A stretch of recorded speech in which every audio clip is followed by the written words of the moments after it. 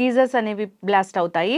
So ఎలాంటి geysers మనం use చేయాలి, గీజర్ని వాడేటప్పుడు మనం ఎలాంటి సేఫ్టీ మెజర్స్ అనేవి తీసుకోవాల్సి ఉంటుంది, వివరాలు తెలుసుకుందాం. ఈరోజు మనతో పాటు ఉన్నారు టెక్నికల్ ఎక్స్పర్ట్ సూర్య గారు. సార్ నమస్తే అండి. సార్, ఈ మధ్యకాలంలో చూస్తే గీజర్లే మన ప్రాణాలను తీస్తూ ఉన్నాయి. సో నిజంగా మన ఇంట్లో ఏదైనా మన ప్రాణాలను తీసే ఒక ఆయుధాన్ని పెట్టుకున్నామా అన్నట్లుగా కనిపిస్తూ ఉంది. సో ప్రతి చోట ఎక్కడో ఒక చోట ప్రతిరోజు ఏదో ఒక న్యూస్ వింటూనే ఉన్నాం. గీజర్ నుంచి గ్యాస్ లీక్ అయింది, గీజర్ పేలి చనిపోయారు. ఇలాగా ఏంటి అసలు గీజరు ఎందుకు గ్యాస్ లీక్ అవుతుంది, ఎందుకు పేలిపోతుంది?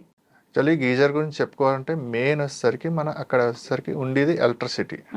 ఎలక్ట్రిసిటీ ఏంటంటే మనం ఇంట్లో వాడుతున్న వస్తువుల్లో మొత్తం అన్ని ఎలక్ట్రిసిటీతో వాడడం వల్ల ప్రస్తుతం ఉన్న రోజుల్లో ఇంకా వేరే ఆల్టర్నేట్ లేదు. ఎలక్ట్రిసిటీ వాడడం వల్ల తప్పకుండా మన దీన్ని కూడా హీటింగ్ ఎలిమెంట్ని కూడా మనం దీని ద్వారా వాడాల్సి వస్తుంది. అండ్ దానివల్ల ఏమిటంటే ప్రస్తుతం ఉన్న రోజుల్లో మనం వచ్చేసరికి మామూలుగా స్విచ్చెస్ ఉంటాయి, ఇవన్నీ సేఫ్టీగా వాడుతూ ఉంటాం. ఇవన్నీ కూడా ఇన్సులేటర్స్, అంటే దీని ద్వారా కొంచెం షాక్ కొట్టి తీవ్రత తగ్గుద్ది. అంటే షాక్ కొట్టినా కూడా వెంటనే ఎస్కేప్ అయ్యే ఛాన్సెస్ ఉంటాయి. కానీ అంటే గీజర్ ఏంటంటే అది గుడ్ కండక్టర్.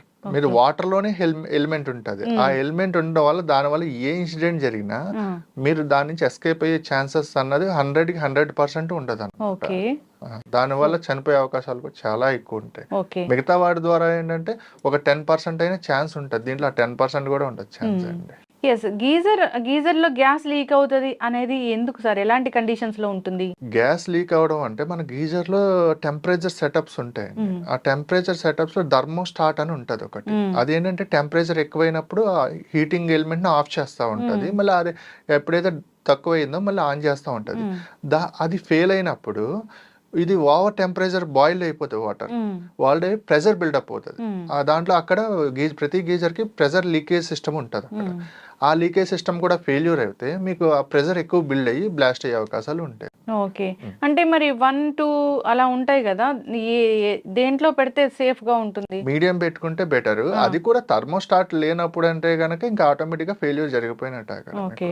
థర్మోస్టాట్ లో పెడితే థర్మోస్టాట్ అన్నది ఒక హీట్, అది మనకేంటి ఒక సెన్సార్ అనమాట. ఆ సెన్సార్ అంటే ఇప్పుడు మీడియం పెట్టారంటే ఒక 60 degrees అనుకోండి, ఆ 60 degrees వచ్చినప్పుడు కట్ ఆఫ్ చేస్తుంది. మళ్ళీ అది ఎప్పుడైతే డిక్రీజ్ అయిందో అప్పుడు మళ్ళీ ఆన్ చేస్తుంది అనమాట, ఆటో కట్ ఆఫ్ చేస్తుంది అనమాట. అదే థర్మోస్టాట్ ఫెయిల్ అయినప్పుడు దానికి కట్ ఆఫ్ ఉండదు. ఇంకా మీకు కంటిన్యూ బాయిల్ అవడం వల్ల మీరైనా ప్రెషర్ కుక్కర్ ఉంటుంది, ప్రెషర్ కుక్కర్ మీరు ఆన్ చేస్తారు, దానిలో టెంపరేచర్ పెరిగి బిల్డప్ అయ్యే కదా ప్రెషర్ బయటకు వస్తుంది. ఎప్పుడైతే ఆ ప్రెషర్ మీరు కుక్కర్ లోంచి బయటికి రాలేదో అప్పుడు ఆటోమేటిక్ గా ప్రెషర్ కుక్కర్ కూడా బ్లాస్ట్ అవుతుంది. సేమ్ ఇది కూడా అంతే, ఇక్కడ టెంపరేచర్ అయ్యి వాటర్ బాయిల్ అయ్యి ఎవాపరేట్ అయ్యి ఒక ప్రెషర్ బిల్డప్ అవుతుంది.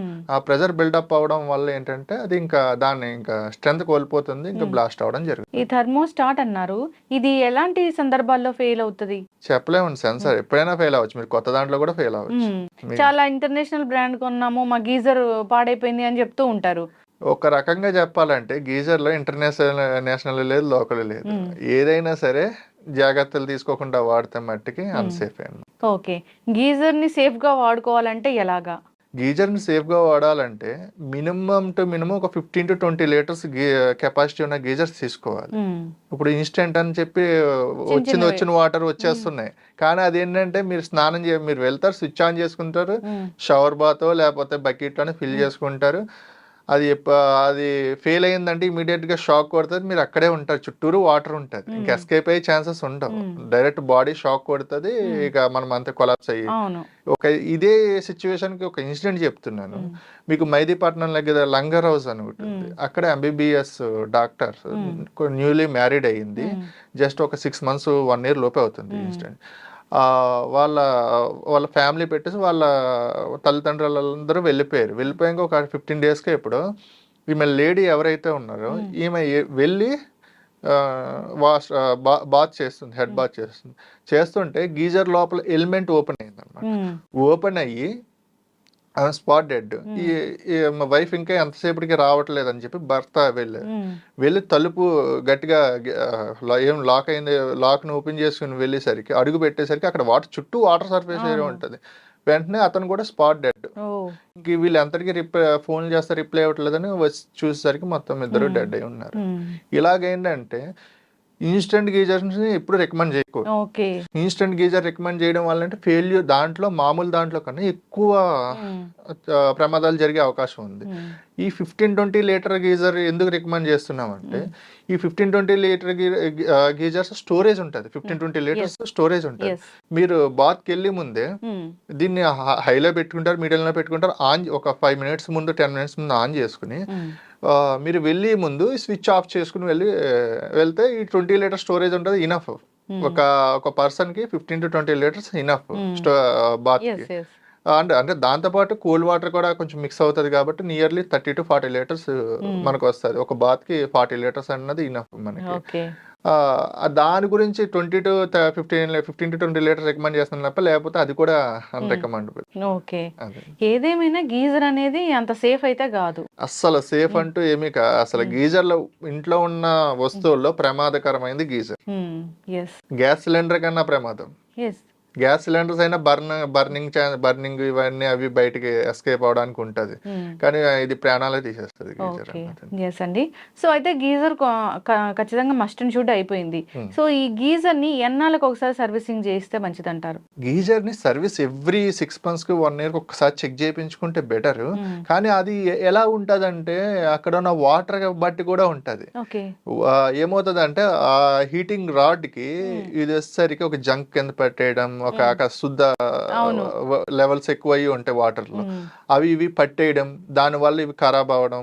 ఇలా ఇంకొకటి ఏంటంటే కంపెనీలు మంచి క్వాలిటీ మెటీరియల్ యూజ్ చేయకపోవడం, లేకపోతే ఓవర్ హీట్ ఓవర్ టెంపరేచర్ లో ఇది చేయడం.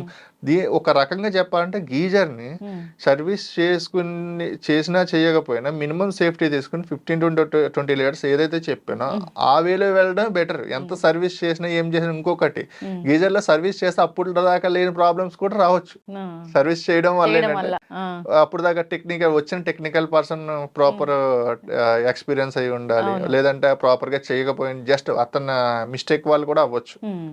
సో ఈ జంక్ పట్టేస్తుంది అని అన్నారు, డిపెండ్స్ ఆన్ వాటర్. అలాంటి వాటర్స్ ఉన్నప్పుడు అసలు గీజర్ ని మనం సజెస్ట్ చేయకపోవడమే మంచిదేమో. ఎస్ అండి, 100%. ఇది వరకు మెథడ్సే బెటర్. గ్యాస్ స్టవ్ మీద లేకపోతే పొయ్యిల మీద కాగబెట్టుకుని చేసేవారు. ఈ గీజర్స్ ఏంటంటే రోజుకి కొంచెం మీకు బయటికి రావట్లేదు కానీ చాలా నెంబర్ ఆఫ్ డెత్స్ ఉంటున్నాయి రోజు ఓన్లీ గీజర్ వల్ల. ఓకే. గీజర్ వల్ల మనకి ఎలాంటి ఇబ్బంది కలగకూడదంటే ఇక ఖచ్చితంగా వాడుతున్నాం కాబట్టి సో ఒక 5 minutes ముందు దాన్ని ఆన్ చేసి తర్వాత స్నానానికి వెళ్ళేటప్పుడు ఆఫ్ చేసుకొని వెళ్ళడం ఒక సేఫ్టీ మెజర్. అది కూడా మినిమం 20 లీటర్స్ అలా కెపాసిటీ ఉన్నది తీసుకోవాలి, ఆ స్టోరేజ్ ఉన్నది నోట్ చేసుకోవాలి అందరూ ఖచ్చితంగా. చాలా మంది ఇన్స్టెంట్ గీజర్స్ చిన్న చిన్న గీజర్స్ వాడుతూ ఉన్నారు, అసలు సేఫ్ కాదు. మార్కెట్ లో చాలా ఉన్నాయి. ఇప్పుడు మీరు గీజర్స్ ఒకటే అనుకుంటున్నారు, బకెట్ వాటర్ హీటర్స్ ఇవన్నీ చాలా ఉన్నాయి. యాక్చువల్లీ ఇవి ఈ హీటింగ్ ఎలిమెంట్ అన్నది ఓన్లీ గీజర్స్ ఇక్కడ బకెట్ వాటర్ హీటర్స్ కాదు, కుకింగ్ ఇండస్ట్రీస్ లో కూడా వాడతారు. మీకు ఎగ్జాంపుల్ KFC ఉంటది, ఫ్రై చేస్తా అంటే అక్కడ హీటింగ్ ఎలిమెంటే ఉంటది, కానీ అది సేఫ్ మెథడ్ లో వాడతారు వాళ్ళు. అక్కడ ఏంటంటే మన కుకింగ్ ఇండస్ట్రీలో ఆయిల్ ఫ్రైస్ ఇవన్నీ చేస్తారు కదా, అక్కడ కూడా ఏంటంటే మనం ఏంటంటే దాంట్లో కాంటాక్ట్ అయ్యి రేషియో తక్కువ ఉంటుంది. కానీ ఇక్కడికి వచ్చేసరికి కాంటాక్ట్ అయ్యి రేషియో అంటే మనం దాన్ని డైరెక్ట్ కాంటాక్ట్ చేయకపోయినా ఈ వాటర్ బాడీ ద్వారా కాంటాక్ట్ అయిపోతుంది. అయితే జంకు పట్టేస్తుంది లేదా అప్పుడప్పుడు కొంచెం కొంచెం నలకల్లాగా వస్తుంటాయి. సో అలాంటప్పుడు ఈ ట్యాప్స్ అనేవి తిప్పినప్పుడు షాక్ కొడుతూ ఉంటది, అంటే దానివల్ల దీనికి ఏమైనా సంబంధం ఉంటుందా లేదా షాక్ కొట్టడం అనేది వేరేదా? మీకు ఇప్పుడు ప్రాపర్ గా దాని గురించి చెప్పడానికి మీకు గానీ చూసే వాళ్ళకి గానీ మొత్తం అందరికి చెప్పడానికి నేను ఒక డెమో తీసుకొచ్చాను. అంటే గీజర్ అంటే దాంట్లో ఏముంటది ఇవన్నీ తెలియదు. గీజర్ అంటే ఆన్ చేస్తున్నాం, హీట్ వాటర్ వస్తుంది, వాడుకుంటున్నాం అంతవరకే. కానీ ఇప్పుడు నేను ఎలాగుంది లోపల ఏంటి సిచ్యువేషన్ అన్నది ఒకసారి చూపిస్తాను. నేను ఒక దాంట్లో హీటింగ్ ఎలిమెంట్ ని తీసుకొచ్చాను. ఇది వచ్చేసరికి గీజర్ హీటింగ్ ఎలిమెంట్. మీకు గీజర్ హీట్ అవుతుందంటే ఇది ఒక్కటే, మిగతా మీకు అంత భారీ లెవెల్లో కనిపించేదంతా గీజర్, అది డమ్మీ. ఇది ఒక్కటే అండి. ఇది ట్యాంక్ లో ఉంటది అనమాట. ఇది వచ్చేసరికి ఇక్కడ పవర్ సప్లై ఇస్తారు. ఇక్కడ ఇది వచ్చేసరికి నికిల్ తో తయారవుతుంది. లోపల ఈ రాడ్ ఇది మధ్యలో ఉంటది అనమాట. దానికి మెగ్నీషియం ఆక్సైడ్ అని ఒక పౌడర్ ఉంటది. పవర్ మధ్యలోంచి ప్రవహిస్తుంది, మధ్యలో వచ్చేసరికి మెగ్నీషియం ఆక్సైడ్ ఉంటది. అంటే ఇది పైన కనిపించేదంతా కూడా ఇన్సులేటెడ్ మెటీరియల్, అదే మీకు ఇన్సులేషన్ అనమాట. ఆ షాక్ మనకు రాకుండా ఉండడానికి. దీంట్లో ఇది ఇక్కడ నుంచి హీట్ జనరేట్ అవుతుంది. హీట్ ని మెగ్నీషియం ఆక్సైడ్ ద్వారా ఈ రాడ్స్ ద్వారా బయటకు వచ్చి వాటర్ ని బాయిల్ చేస్తుంది. ఇది ఎప్పుడైతే ఇది ఇసరికి మెటల్, ఇది 0.5 mm 0.3 mm థిక్నెస్ తో తయారు చేస్తారు. ఈ పైప్ చూసారు ఇక్కడ, దీంట్లో థర్మోస్టాట్ పెడతారు ఈ రెండిట్ల మధ్యలో టెంపరేచర్ చెక్ చేయడానికి. ఈ టెంపరేచర్ ఇప్పుడు మీరు ఇందాక బ్లాస్ట్ అవుతుంది అన్నది దీని వల్లే అనమాట. ఇది ఫెయిల్ అవుతేనే బ్లాస్ట్ అవుతుంది. ఇది ఎప్పుడైతే ఈ రాడ్ ఉంది, ఈ రాడ్ ని మనం యూజ్ చేస్తా ఉంటాం, సంవత్సరాల తరబడి యూజ్ చేస్తానే ఉంటాం. మీరు ఏదైనా వస్తువు తీసుకోండి, మీరు ఏదైనా వస్తువు దానికి ఒక లైఫ్ అంటూ ఉంటది, షెల్ఫ్ లైఫ్ అంటూ ఉంటది. అది మీరు వాడగా మీకు క్లాత్ అయితే చిరిగిపోద్ది, మీకు మెటీరియల్ అయితే అరిగిపోతుంది, మెటల్స్ అయితే అరిగిపోతాయి. ఇది కాపర్తో చేసి ఉంటుంది, కాపరు, స్టీలు లేదా అల్యూమినియంతో. ఇవన్నీ కూడా మీకు వాటర్లో హై టెంపరేచర్స్ వల్ల ఎక్స్పెండ్ అవుతూ ఉంటాయి. ఎక్స్పెండ్ అయ్యి క్రాక్స్ వస్తాం, అండ్ వాటర్ లేకుండా ఆన్ చేసినా కూడా క్రాక్స్ వస్తూ ఉంటాయి. ఇవేమవుతుందంటే ఒక 6 months బాగానే పనిచేస్తుంది, 1 year బాగానే పనిచేస్తుంది, 2 years బాగానే పనిచేస్తుంది. ఆ తర్వాత అయినా సరే దీని లైఫ్ అయిపోయింది కదా. ఇప్పుడు గీజర్ ఆన్ చేసి స్విచ్ ఆన్ చేసుకుని వెళ్తారు, ఇది ఓపెన్ అయింది, దీని లోపలే పవర్ సప్లై ఉంది, పాజిటివ్ నెగిటివ్ పవర్ సప్లై ఎక్కడే ఇస్తున్నాం, దీని లోపల ఉంది. ఇది షాక్, ఇది ఎక్కడ ఉంటది, వాటర్ లో ఉంటుంది.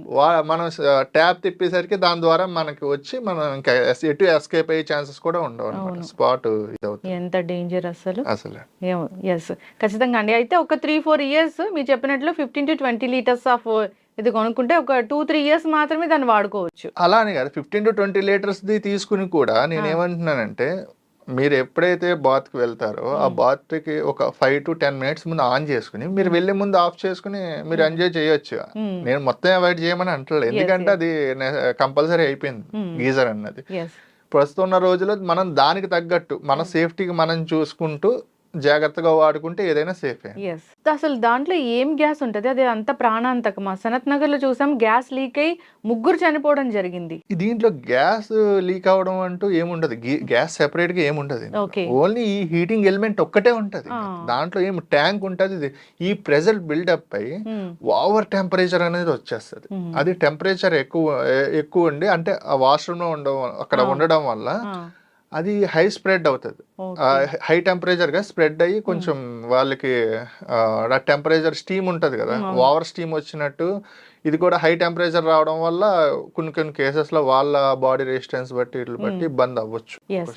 అయితే సార్, ఇప్పుడు గీజర్ ని ఫిట్ చేసే ప్లేస్ ఏదైతే ఉంటుందో దానికి కూడా ఏమైనా మెజర్స్ అనేవి ఉంటాయా? యాక్చువల్లీ గీజర్స్ అందరూ బాత్రూమ్ లో ఫిక్స్ చేస్తారు, అది కూడా ఒక 6 feet height, above 6 feet height లో ఫిక్స్ చేస్తూ ఉంటారు. యాక్చువల్లీ అది కరెక్ట్ ప్లేస్ కాదు. యాక్చువల్లీ ఎవరైనా అంటే ఇప్పుడు ఏంటంటే పాతవి ఉన్నాయి కాబట్టి ఫిక్స్ చేసేసుకుంటున్నారు. ఎవరైనా కొత్త కన్స్ట్రక్షన్ గా చేసుకునే వాళ్ళు అయితే కనుక దానికి సెపరేట్ గా మాయిశ్చర్ రాకుండా ఏమన్నా ఉన్న ప్లేస్ లో బయట ఒక బాత్రూమ్ కి అవుట్ సైడ్ ఏమైనా ఫిక్స్ చేసుకుంటే బెటర్. ఎందుకంటే గీజర్ లోపల పెడుతున్నారు, మీరు స్నానం హీట్ హాట్ వాటర్ తో స్నానం చేస్తున్నారు, వాటర్ ఎవాపరేట్ అయ్యి ఆ ఎవాపరేట్ అయ్యింది మళ్ళీ దానికి గీజర్ కే పడుతుంది. దాని ద్వారా ఎలక్ట్రిక్ షాక్ దాని ద్వారా కూడా వచ్చే అవకాశాలు ఉన్నాయి అన్నమాట. ఎందుకంటే ఇది ఎలక్ట్రికల్ స్ప్రెడ్, దానికి వాటర్ గుడ్ కండక్టర్. ఆ గుడ్ కండక్టర్, ఎందుకంటే స్ప్రెడ్ ఇప్పుడు వెళ్ళింది ఎవాపరేట్ ఇక్కడ పట్టుకుందంటే ఇక్కడ ఈ రెండు కలవచ్చు, షార్ట్ సర్క్యూట్ అవ్వచ్చు. అయితే బాత్రూమ్ లో హైట్ కూడా చాలా మెజర్ చేస్తూ ఉంటారు కదా, అంటే ఈ మధ్య కాలంలో ఏంటంటే బాత్రూమ్ లో కూడా సీలింగ్ చేయించడము, రకరకాల లైట్స్ పెట్టడం అలా చేస్తూ ఉన్నారు. అంటే హైట్ అనేది ఇంతనే ఉండాలి, సీలింగ్ ఉన్న దానికి ఉండొచ్చా లేదా? హైట్ అన్నది మినిమం వచ్చేసరికి అబౌవ్ 8 feet ఉంటే బెటర్. ఎందుకంటే అక్కడ వచ్చేసరికి మీకు ఎలక్ట్రికల్ ఏది వాడినా గానీ ఒక స్విచ్ బోర్డు ఉందంటే దానికి ప్రాపర్ మెజర్మెంట్స్ ఉంటాయి, ఒక గీజర్ వాడుతుందంటే దానికి ప్రాపర్ మెజర్మెంట్స్ ఉంటాయి, లైట్ ఉన్నదంటే లైట్, ఫ్యాన్ ఇవన్నీ డేంజరస్ కాదండి ఇప్పుడు. ఎందుకంటే మనం టచ్ చేసి హైట్ లో ఉంటాం. గీజర్ ఎందుకు డేంజరస్ అంటే మనం టచ్ చేసే హైట్ లో లేకపోయినా వాటర్ బాడీ ద్వారా మన దగ్గరకు వచ్చేస్తుంది సప్లై అన్నది, దాని గురించి గీజర్ డేంజర్.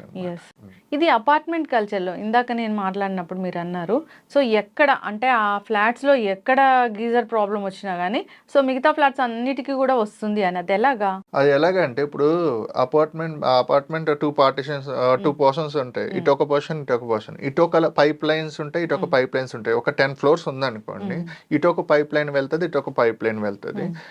కానీ పైప్ లైన్ కామన్, అందరికి పైప్ లైన్ కామనే, గీజర్ ఒకటే ఉంటుంది. దానివల్ల అంటే గీజర్ ఎక్కడ ఫెయిల్ అయినా సరే ఈ పైప్ లైన్ ద్వారా, ఈ వాటర్ ద్వారా, వాటర్ బాడీ ద్వారా వచ్చి షాక్ కొట్టే అవకాశాలు ఉన్నాయి. ఒక ఇన్ కేస్ ఒక 9th ఫ్లోర్ లో షాక్ ఫెయిల్ అయింది గీజర్, పవర్ సప్లై హెవీగా వస్తుందంటే ఇటు పై వాళ్ళకి 10th ఫ్లోర్ వాళ్ళకి కొడుతుంది, గ్రౌండ్ ఫ్లోర్ వాళ్ళకి కూడా వస్తుంది షాక్. అంటే ఆ షాక్ అంటే అంత లాంగ్ క్యారీ వెళ్ళేసరికి కొంచెం తీవ్రత తగ్గొచ్చు కానీ షాక్ అయితే కొడుతుంది. ఓకే, జనరల్ గా కూడా ట్యాప్స్ షాక్ కొడుతూ ఉంటాయి కదా, సో అది కూడా ఈ గీజర్ వీటి ఇన్సిడెంట్. అండ్ కొంతమంది ఎర్తింగ్ న్యూట్రల్ ప్లేస్ లో ఎర్త్ ప్లేస్ లో న్యూట్రల్ ఇవ్వడం వల్ల కూడా అలాంటి షాకులు కూడా వస్తూ ఉంటాయి. ఓకే, చాలా డేంజర్ అయితే. ఖచ్చితంగా అండి జాగ్రత్తలు తీసుకోవాలని కోరుకున్నాము.